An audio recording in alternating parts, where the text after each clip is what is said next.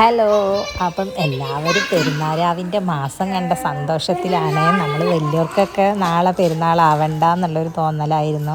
കാരണം ഒരു നോമ്പ് കൂടി നോക്കാമല്ലോ, അതും പിന്നെ എല്ലാ പണികളും പിന്നെ ആക്കത്തി മറ്റന്നാളാണെങ്കിൽ ചെയ്യാമെന്നൊക്കെ വിചാരിച്ചു. പക്ഷേ കുട്ടികൾക്ക് നാളെ ആയാൽ മതി എന്നുള്ള ചിന്തയാണ്. അപ്പോൾ എല്ലാവരും പടക്കം പൊട്ടിക്കലും പൂത്തിരി കത്തിക്കലും അങ്ങനത്തെ നല്ല ഹാപ്പിയിലാണ് എല്ലാവരും ഉണ്ട്. നമ്മളെ മുറ്റത്ത് വന്നിട്ട് എല്ലാ കുട്ടികളും ഇതിൻ്റെ അതിൻ്റെ ഒക്കെ ഫ്രണ്ട്സുകളാണ്. എല്ലാവരും കൂടി നല്ല ആഘോഷത്തിലാണ്. പെരുന്നാൾ രാവ് അവർ ആഘോഷിക്കുകയാണ്. ഇവിടെ പടക്കൊക്കെ പൊട്ടിക്കലും അതിൻ്റെയൊക്കെ ഇടയിൽ ഞങ്ങളിതാ അരി എല്ലാവർക്കും കൊടുക്കാൻ വേണ്ടി അളക്കുകയാണ് ഉമ്മ. അങ്ങനെ ഞങ്ങൾ അരിയൊക്കെ എടുക്കുന്ന തിരക്കിലാണ്. അതിൻ്റെ ഇടയിൽ കൂടെ പിന്നെ അതക്കുട്ടിയും കൂട്ടരും മൈലാഞ്ചിയൊക്കെ ഇടുന്നുണ്ട്. എൻ്റെ കൊണ്ട് ഇടിക്കുന്നേ ഇല്ല കേട്ടോ. അതക്കുട്ടി മൈലാഞ്ചി ഉമ്മച്ചി ഇട്ടരുണ്ട്, അമ്മച്ചി ഇട്ടെന്നാൽ ഒരു ജാതി ഉണ്ടാവും ചിത്രം കാണാനെന്നൊക്കെ പറഞ്ഞിട്ട് വേറെ കുട്ടികളെ കൊണ്ടൊക്കെ ഇടിക്കുകയാണ്.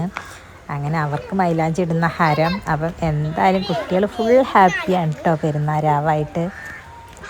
അങ്ങനെയൊക്കെയാണ്. പിന്നെ നമുക്ക് അടയൊക്കെ ചുടണമല്ലോ. നമ്മളെ നാട്ടിൽ ഏറ്റവും പ്രധാനമായിട്ട് ഉണ്ടാക്കുന്ന പലഹാരം ഇലയടയാണ് കേട്ടോ പെരുന്നാളിന്.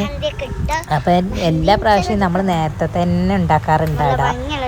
വൈകുന്നേരം ഉച്ചയൊക്കെ ആകുമ്പോഴത്തേന് നമ്മൾ അടൻ്റെ പണിയൊക്കെ കഴിയും. ഈ പ്രാവശ്യം പിന്നെ മാസം കാണുമോ ഇല്ലയോ എന്നുള്ളൊരു സംശയത്തിൻ്റെ പേരിൽ നമ്മൾ അടയൊന്നും ഉണ്ടാക്കിയിട്ടില്ലായിരുന്നു. അപ്പം മാസം കണ്ടപ്പോഴാണ് നമ്മൾ അടയൊക്കെ ഉണ്ടാക്കാൻ പോകുന്നത്. അതിനായിട്ട് ഞാൻ തേങ്ങയൊക്കെ ചിരകി പിന്നെ അടപ്പണിയിലാണ്.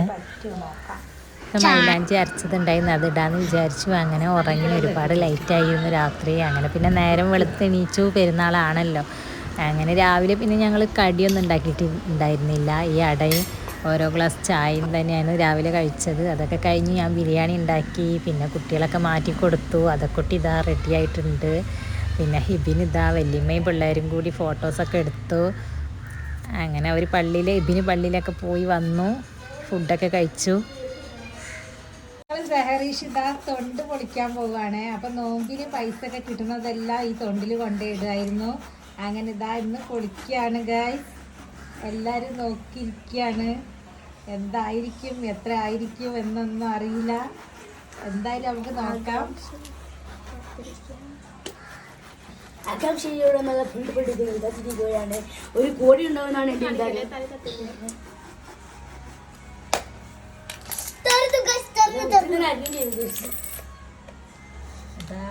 10, 100, 200 ഉണ്ട് സംഭവം ഇല്ലേ?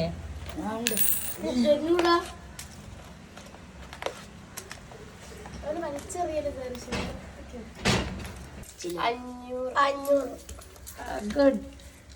അപ്പം ഈ ഒരു കുഞ്ഞു തൊണ്ടിൽ നിന്നാണ് ഇത്രയും പൈസ കിട്ടിയത്. അപ്പൊ കുട്ടികൾക്ക് രസമാണ്, നല്ലൊരു ഉപകാരം കൂടിയാണ്.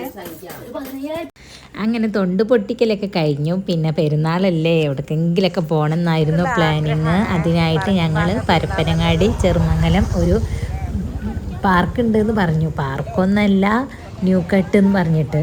അപ്പം നമുക്ക് വലിയ പരിചയമൊന്നുമില്ല. അപ്പോൾ അങ്ങോട്ടേക്ക് പോകാൻ വേണ്ടിയിട്ട് ഞങ്ങൾ തീരുമാനിച്ചു. അങ്ങനെ ഞങ്ങളെല്ലാവരും കൂടി അവിടേക്കാണ് പോണത്.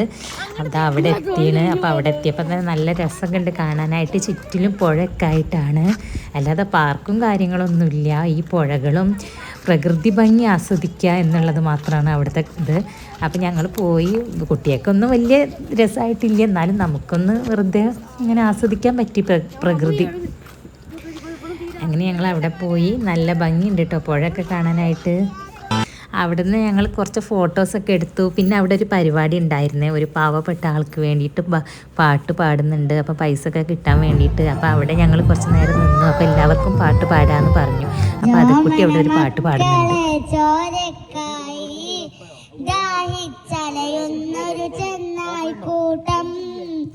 മരിച്ചത് ഞാനല്ല, നീയാണ് മുസ്ലിം. ഫാസിസ തടവറയിൽ അടിയും ആയി നിൽപ്പൂ. എന്നെ തേടും ഈ കണ്ണുനീരും മോചനം നൽകിയില്ലേ.